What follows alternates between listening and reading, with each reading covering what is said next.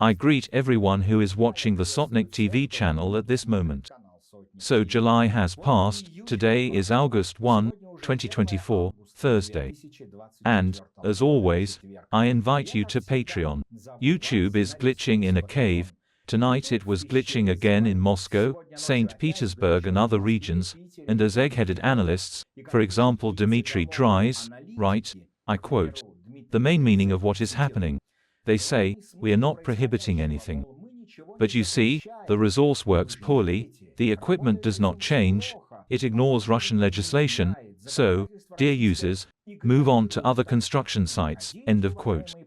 So I'm telling you, go to Patreon. 3 clicks and you are subscribed.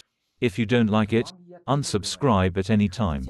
And then, for $3 a month you will get at least 10 programs, that is, one program costs 30 cents. And believe me, each of them is worth it for you to see. And here are the topics for today's countdown program. The link to it is in the description. On the morning of July 31, Ali Khamenei held an extraordinary meeting of Iran's Supreme National Security Council, during which he ordered a strike on Israel. According to analysts, Iranian troops using drones and missiles can attack military targets in the Tel Aviv and Haifa area. The blow could be delivered within the next 72 hours. Israeli Prime Minister Benjamin Netanyahu said the country faces challenging days, but is prepared for any scenario.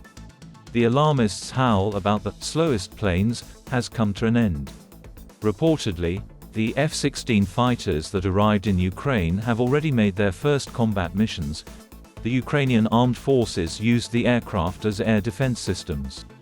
At the same time, Ukraine has not yet officially confirmed the arrival of American fighter jets in the country. We will not comment on this, neither yes nor no. For us, this is a factor of significant survival, said Mikhail Podolyak, advisor to the head of the presidential office. On the night of July 31 to August 1, Russians massively encountered problems with YouTube. According to service charts, problems with access to video hosting began around 1 a.m.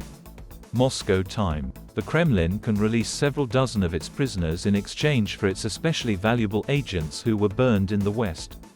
Allegedly, WSJ journalist Evan Gershkovich, sentenced in the Russian Federation to 16 years in a maximum security colony in a case of espionage, has already been released.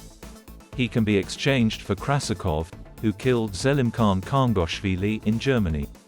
In total, as part of the proposed exchange, Russia can transfer to the West from 20 to 30 convicted persons, who are considered political prisoners in the West, in exchange for its own agents and intelligence officers in Western prisons. After Hungary allowed citizens of the Russian Federation and Belarus to freely enter the country, EU politicians started talking about limiting Hungary's participation in the Schengen zone.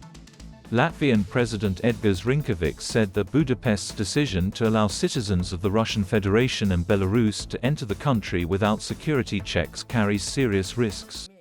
And today, for our inquisitive viewers, there is such a subscription package on Patreon. The Postscript program will be released, where we focus on other equally important topics. You can find a link to today's countdown program in the description of this video. Follow it, subscribe to Patreon and watch our videos in full.